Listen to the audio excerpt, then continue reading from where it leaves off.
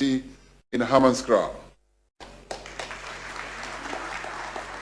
Over the last 6 months, the nation has been galvanized across communities, government, civil society, religious groupings, the judiciary and parliament to end the crisis of violence that is perpetrated by men against the women of our country. It has been a truly united, determined response from all South Africans. Through building social compacts across society to fight this scourge, we will be able to achieve much more. But it is only the beginning of the struggle. We implemented an emergency action plan and prioritized 1.6 billion rand to support this plan until the end of this current financial year. There has been progress in several areas. We will amend the Domestic Violence Act to better protect victims in violent domestic relationships and the Sexual Offences Act to broaden the categories of sex offenders whose names must be included in the National Register for Sex Offenders. And we will pass a law to tighten bail and sentences condition in cases that involve gender-based violence. Honorable members, we will not let up our fight against corruption and state capture. We will need to work together to root out corruption and strengthen the rule of law. We should not solicit or bribe or pay bribes or engage in corrupt acts.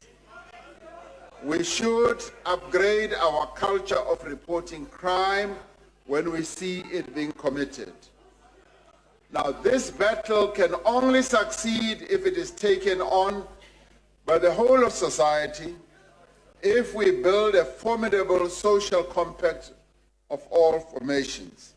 We therefore welcome the work of the Joint Government and Civil Society Working Group charged with developing a national anti-corruption strategy and implementation plan, which is close to completion of its work.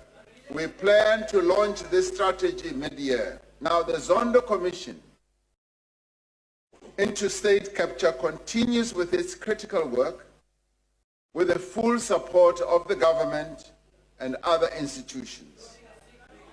I have received a detailed and voluminous report on the Commission of Inquiry into the Public Investment Corporation. I will make it available to the public together with a plan on taking the findings and recommendations forward in a few days. Now, as we fix the fundamentals, as we deepen the reforms we have made, we pursue a number of areas of inclusive growth. In the previous SONA, I said that it is a critical area of investment that supports structural transformation and job creation. The Infrastructure Fund implementation team has finalized a list of shovel-ready projects and has begun work to expand private investment into public infrastructure sectors with revenue streams.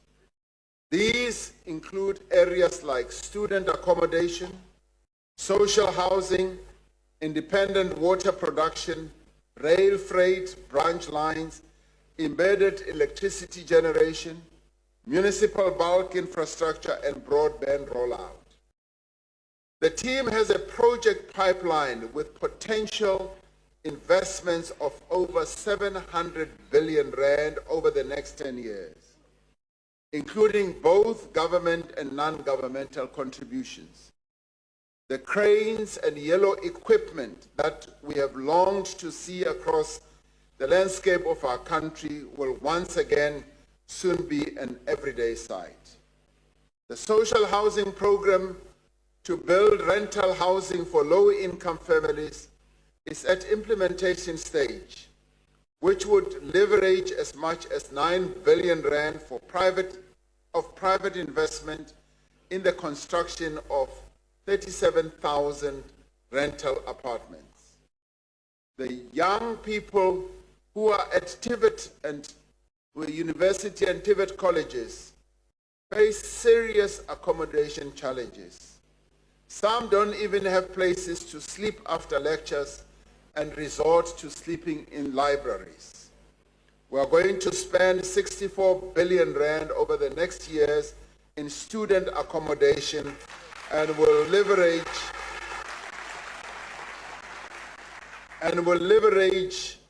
at least another 64 billion in private investment. Now, these building projects are ready to start. We have been speaking about another important project for years, the Umzimvubu Dam in the Eastern Cape. We've been talking about it for more than a decade with little to show on the ground.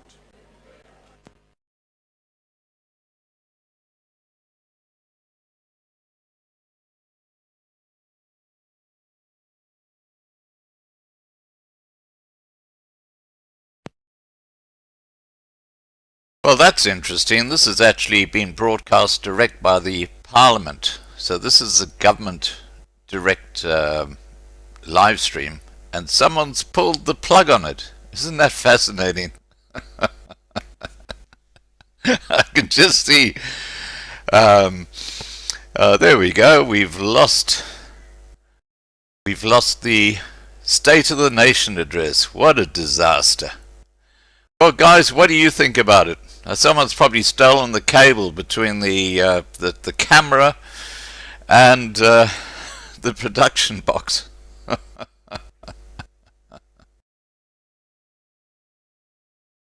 I'll let you know when it actually comes on. This is what's on the screen right now, just so you can see. State of the Nation address, but he's disappeared. Anyone got any suggestions as to what's happening back there? Do you think Julius Malema and the EFF have a role in this?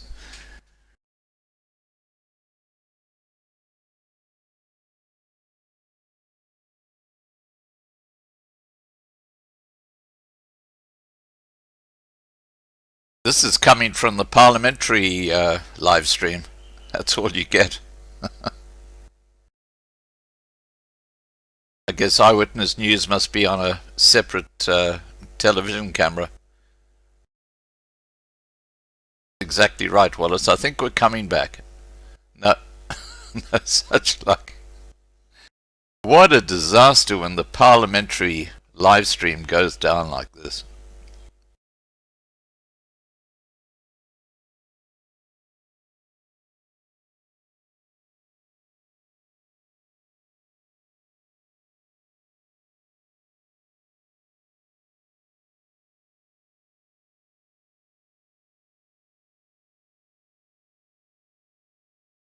Yeah, I think you're right, Ria.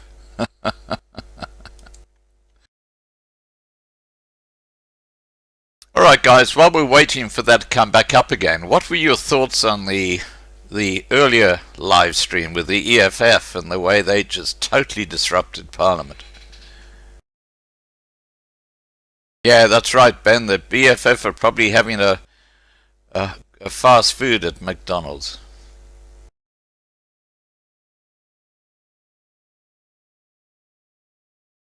Well, I have to tell you, it's totally coincidental that I came across the State of the Nation address. It's 5:30 in the morning here now. I was up a bit earlier than usual and just saw it coming up and saw the disruptions and thought, well, hey, how about we actually cover this live? So we did. Now I'm going to see if I can get it up on another channel. It looks like they might be back again. Let's just see. I'm just going to cut across here because the screen's gone black again. They've obviously got no, it's not happening. Not a happening thing on the Parliamentary channel. So let's see if we can change this to somewhere else. I'm doing that, I'll just keep this over here. Okay.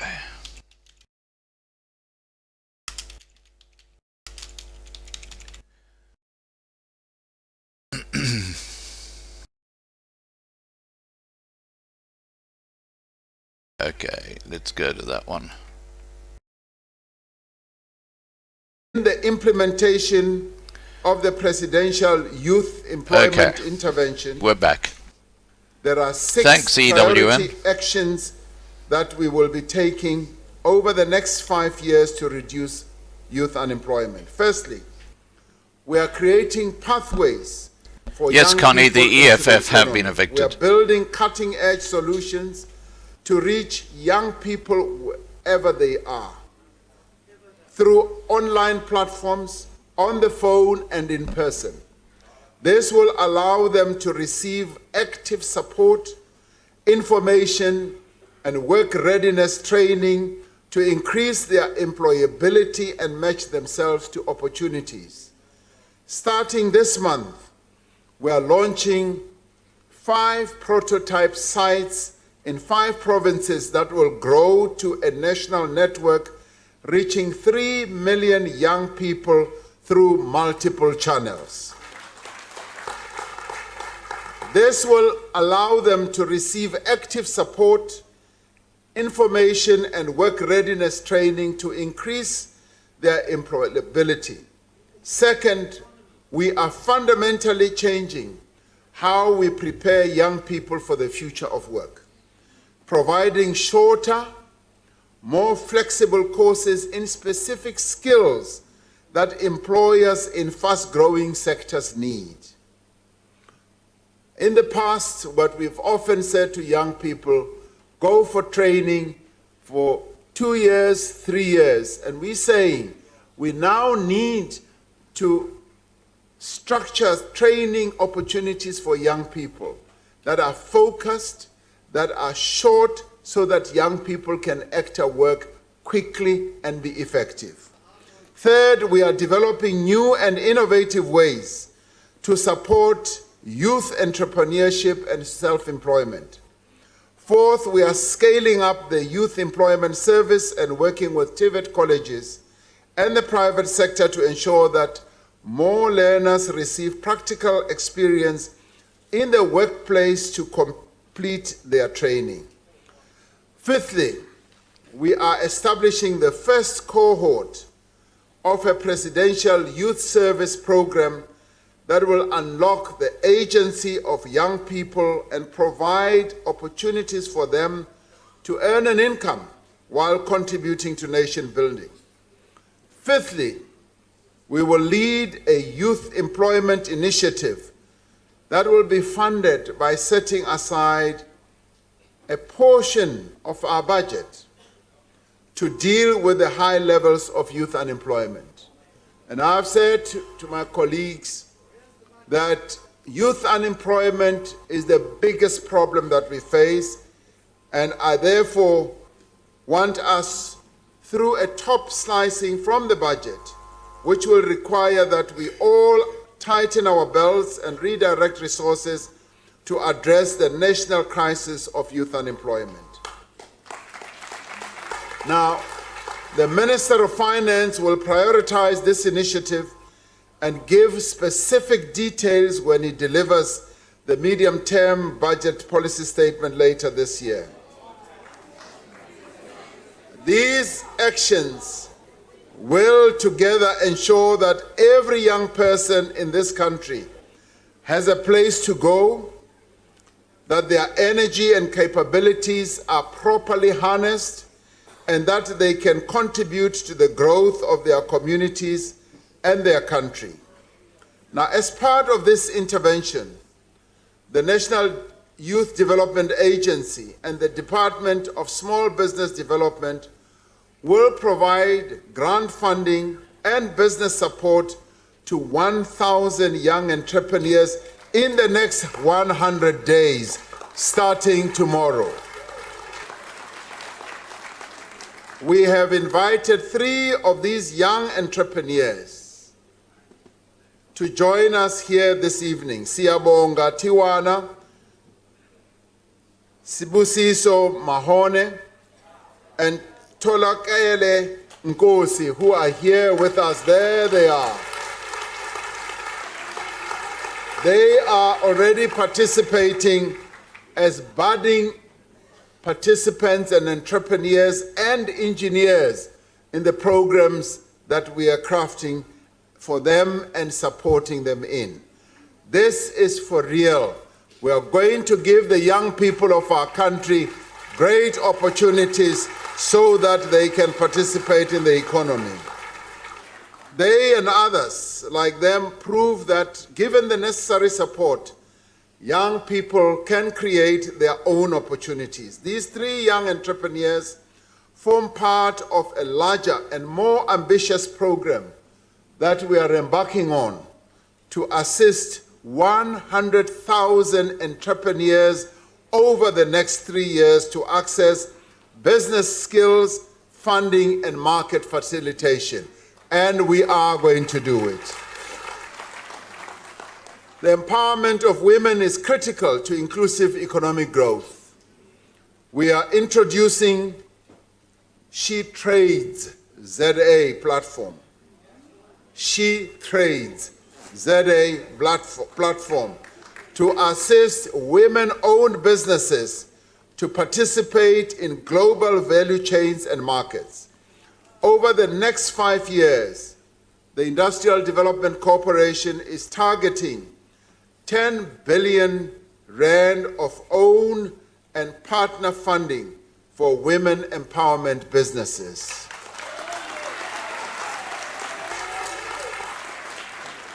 To create a larger market for small businesses, we plan to designate 1,000 locally produced products that must be procured from SMMEs. The procurement bill will soon be presented to Parliament as part of our efforts to empower Black and emerging businesses and advance radical economic transformation. This year, we intensify our investment drive with the establishment of an integrated investment promotion and facilitation capability coordinated from the Presidency. We will hold our third South Africa Investment Conference in November to review the implementation of previous commitments and to generate new investment in our economy. At the second South Africa Investment Conference last year, over 70 companies made investment commitments of 364 billion rand in industries as diverse as manufacturing, agro-processing, infrastructure, mining, services, tourism, and hospitality. In the first 2 years of our ambitious investment drive, we have succeeded in raising commitments totaling 664 billion rand, which is more than half of our 5-year target of 1.2 trillion rand. More importantly, these investments are having real impact. Already projects with an investment value of 9 billion have been completed and 27 projects worth just over 250 billion are in implementation phase, with more coming on stream this year. I have visited newly built factories that make smartphones and plants that produce cars, and I've walked through the dust on construction sites at several supplier parks, both in KZN and in Gauteng. We have been to the opening facilities producing goods ranging from power cables to sanitary products and to tires and to food. We have made important progress in finalizing and implementing the master plans that I spoke about in 2018 in vital parts of our economy. Now, these master plans have enabled us to focus on particular sectors of our economy. rather than just being too generalized. We have decided that we want to focus on certain sectors, build social compacts with the role players, with the owners of capital, with the workers, with communities in those various sectors. These master plans bring government, labor, and business together to develop practical measures to spur growth at sector level, and each partner contributes to making it work. Thanks in large measure to the Auto Master Plan, we sold more cars to the rest of the world last year than ever before, providing jobs for young people in the Eastern Cape and KwaZulu-Natal. We launched a new Auto SEZ hub in Tshwane, which will expand production and local manufacturing of components. The Clothing and Textile Master Plan, which was signed last year, and this is signed by all the role players as they make commitments. This one aims to create 121,000 new jobs in the retail, clothing, and textile and footwear sector over the next few years. It involves commitments by retailers to buy goods locally, by manufacturers to invest and support transformation, and by labor to develop bargaining structures that promote agile manufacturing. For its part, government has already begun to act vigorously against illegal imports, seizing almost 400 containers with under-invoiced products in the last quarter of 2019. Now, buying locally and focusing on what is made in South Africa is an important task that we must all take. The suit that I'm wearing today, and it's a brand new suit, I must confess, was proudly made by South African workers here in Cape Town. And we would like to encourage all of us to buy South African-made goods.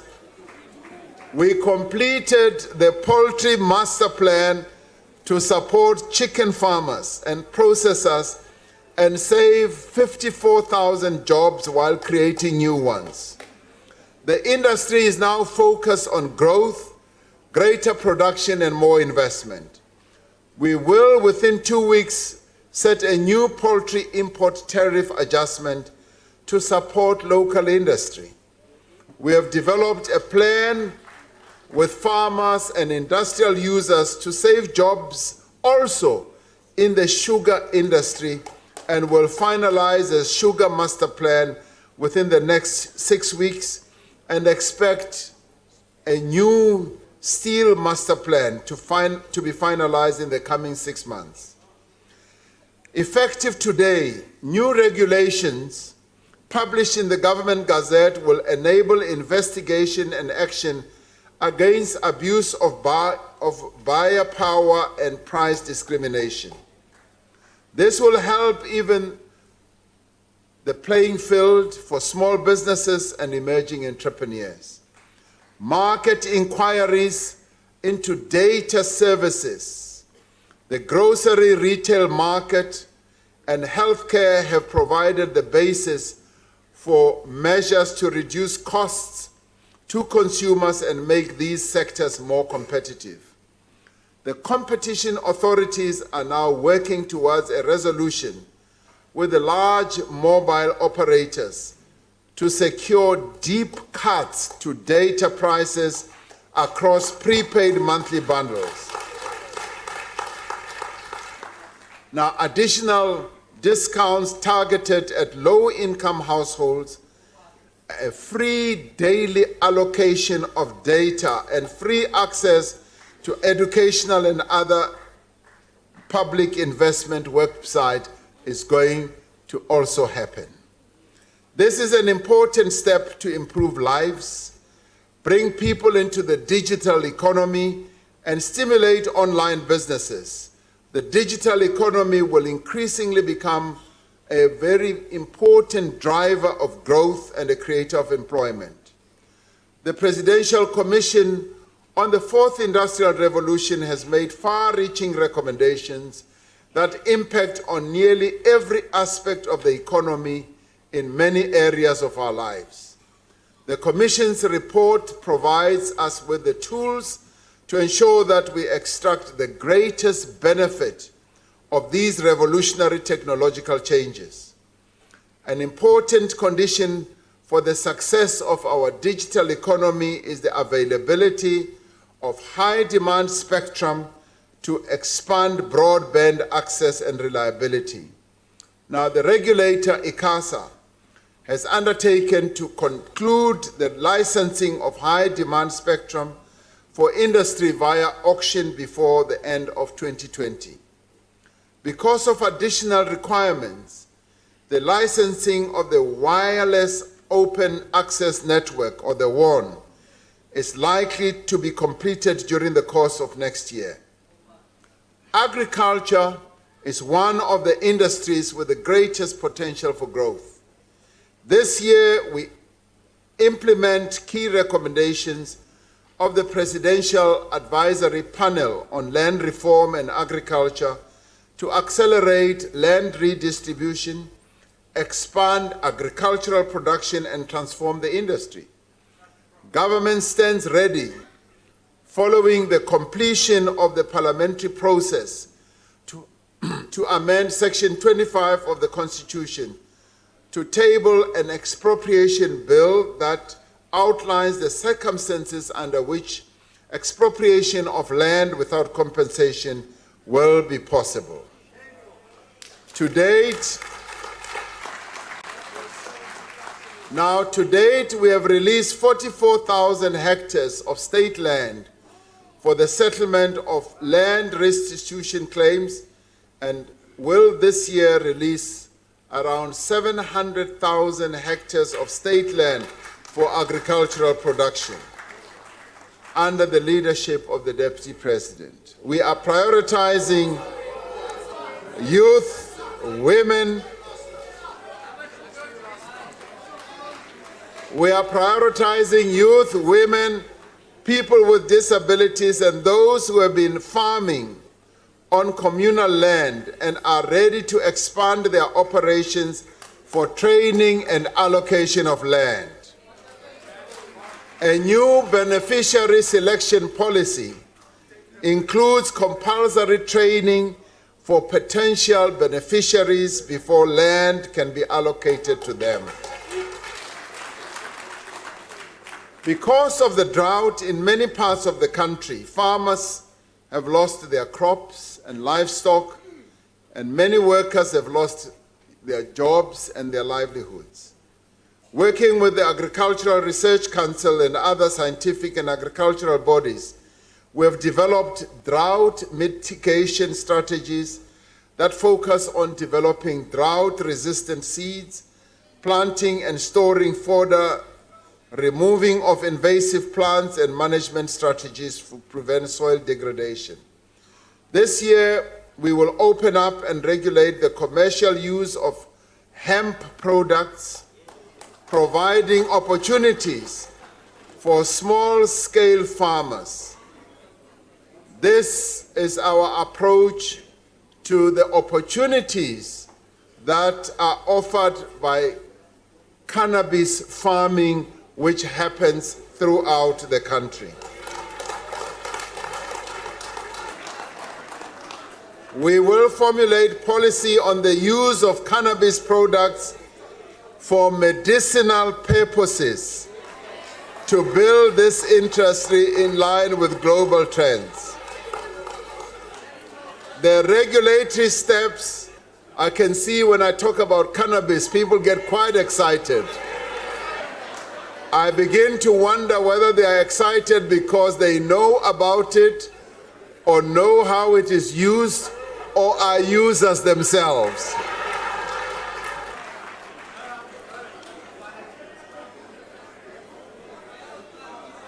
Now, A fundamental condition for growth and development is a healthy and productive population with access to quality and affordable health care.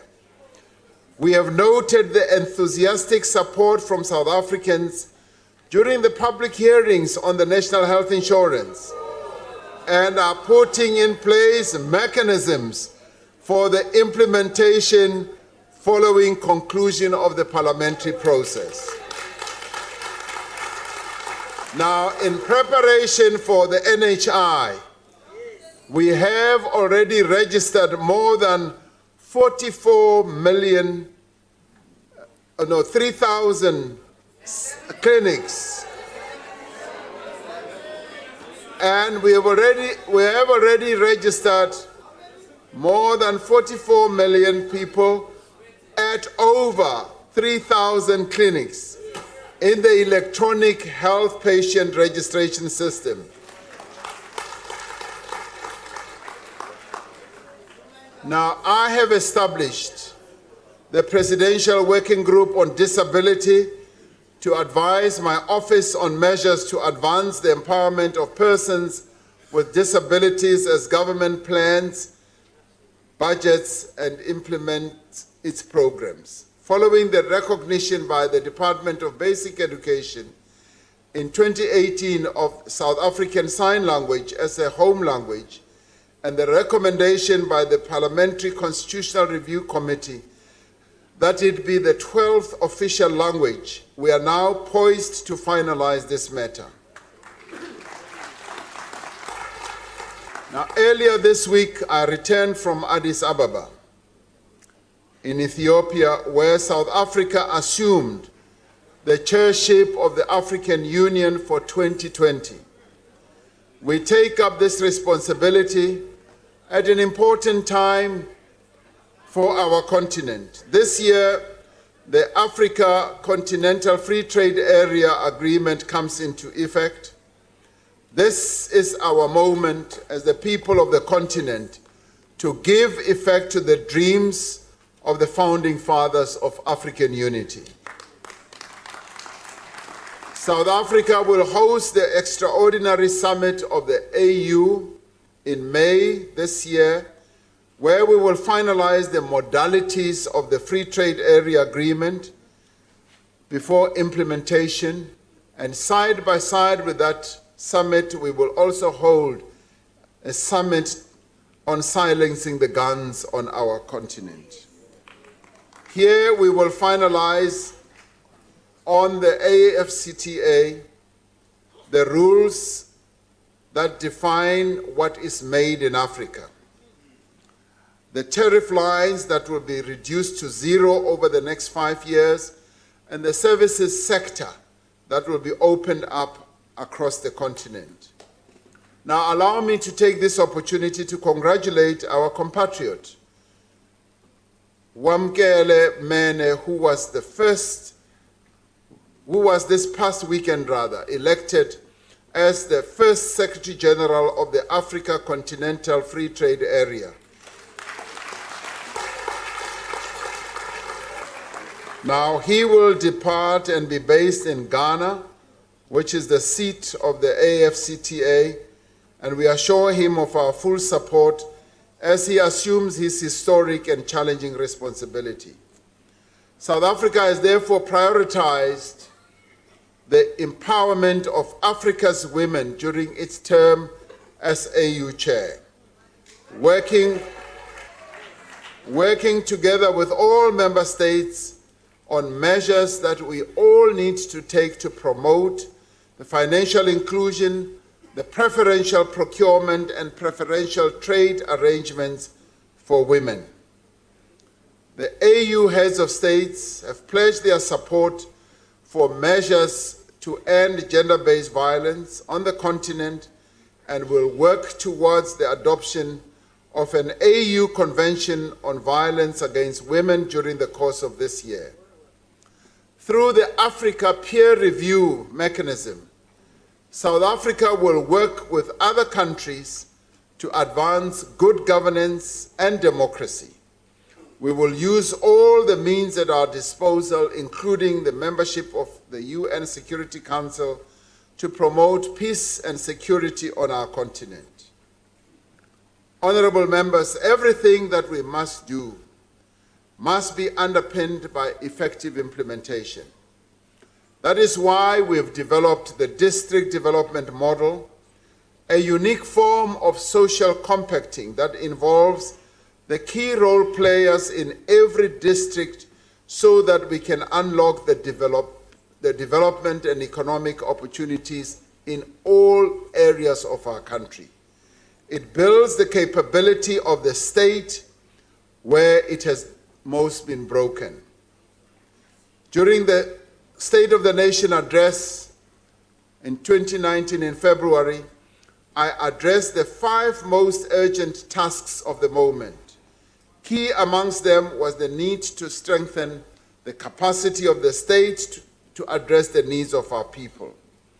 A broad range of critical work is being done across government to strengthen the capacity of local government as the sphere of government closest to the people, so that it can achieve its developmental mandate of finding sustainable ways to meet the social, economic, and material needs of communities and improve the quality of their lives. Provincial and national government will redouble their efforts to support and strengthen the capacity of municipalities, as is required by Section 154 of the Constitution. And we will also redouble our efforts to monitor and to support the municipalities across our country. It is only when the structured support has failed that the provincial executive or the national government will invoke Section 139 to intervene in strengthening local government. Currently, there are 40 municipalities in the country that have been subjected to such intervention. The measures that will be taken will complement the objectives of the new district development model that seeks to take an integrated approach to service delivery. The residents of Mamusa municipality in Northwest are the people who have already seen the actual practical workings of the district development model as they had to deal with a municipality that had collapsed. And through the district development model, we were able to ensure that the various services that had collapsed are actually re-established. This year, we plan to expand this district development model to 23 new districts, drawing on lessons from the 3 pilot districts that we have already been to: OR Tambo District Municipality, eThekwini, and Waterberg District Municipality. Now, to strengthen the capacity of the state and increase accountability, I will be signing performance agreements with all ministers before the end of this month. These agreements, which are based on the targets contained in the medium-term strategic framework, will be made public so that the people of South Africa can hold those who they have elected into office to account. We see these performance agreements as the cornerstone of a new culture of transparency and accountability, where those who are given the responsibility to serve, whether as elected office bearers or public servants, do so as expected of them. It is a culture where corruption, nepotism, and patronage are not tolerated, and action is taken against those who abuse their power or steal public money. Since I took office, we have built and have been building capacity in the presidency and elsewhere in the state to fast-track progress on a clear list of urgent reforms. We have established the Project Management Office, the Infrastructure and Investment Unit, and the Policy and Research Services to address obstacles to reform and improve government delivery. These units are working closely with the Presidential Infrastructure Coordinating Commission, Invest SA, and the Ease of Doing Business Task Team to remove impediments to investment and growth and ensure that government demonstrates visible progress quickly. With an efficient and capable machinery now in place at the center of government, we will focus on the most urgent reforms and intervene where necessary to ensure implementation. We find, as South Africans ourselves, at a decisive moment in our history.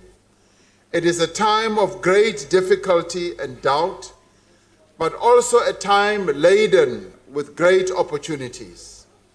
Over the last 2 years, we have worked together to build a foundation for progress.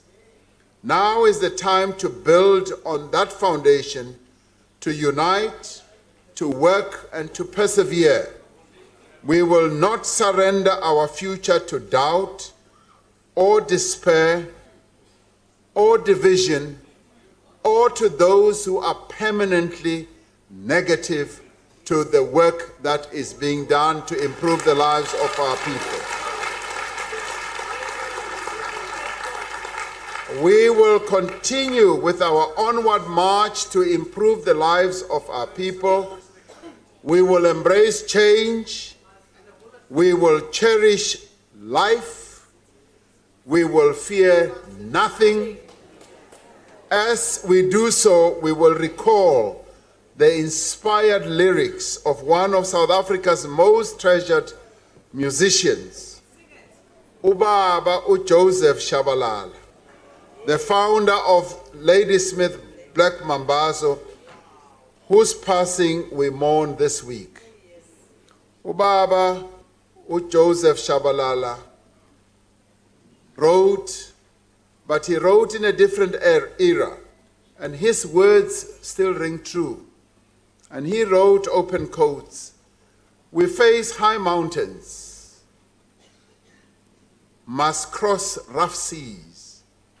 We must make our place in history and live with dignity. As we climb to reach our destiny, a new age has begun." I thank you.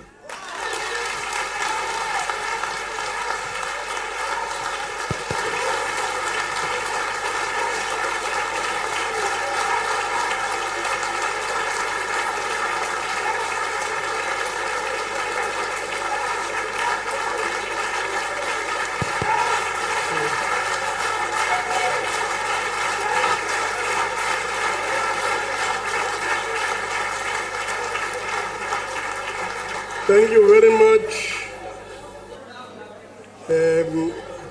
I take this opportunity to thank the President for an inspiring address. Members and guests should please remain at their places until the procession and the members of the judiciary have left the chamber. The guests in the gallery should remain seated until ushers indicate that the doors are open.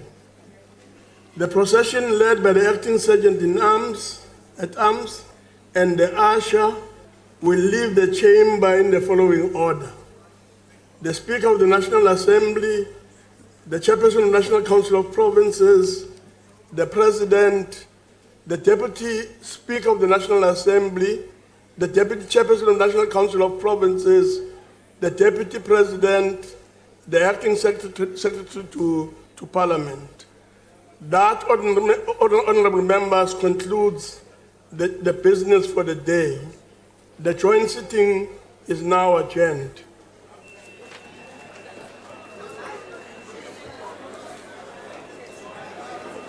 Unity, unity, Unity Makavani Ikesha. Unity, unity. Ikesha. You know, the great irony on all this is that this is the way the colonial parliament is run. And here they talk about decolonizing South Africa, and yet they're stuck in this tradition. Imagine if they went back to the pre-1652 period, the way they used to run things then. Extraordinary.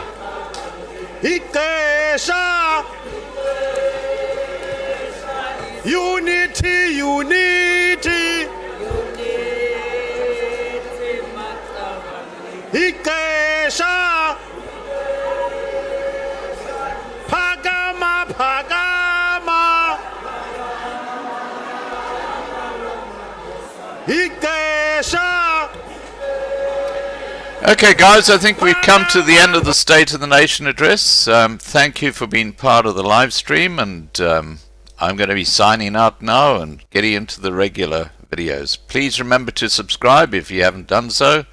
I do updates every single day on this and the Loving Life 2020 channels, so make sure you're both subscribers in both. And remember to ring the bell for all the updates, otherwise YouTube don't send them out. And finally, please remember to like the videos. To my moderators, thank you so much for helping out here as usual. And Jacob Zuma, you weren't number one today, I notice. You've just come in. You missed the boat completely. Are you still in Cuba, are you? Alright guys, take care. I'm going to be signing out now and catch up with you soon. Bye for now. Oh, by the way, on Saturday night, 8 p.m. Johannesburg time, I'm having a live stream with our good friend Patrick, you know, the fellow who walks around and helps impoverished whites, and Davy the farmer at Bulfontein. We'll be going live with them at 8 p.m. Saturday night. Take care. Bye for now.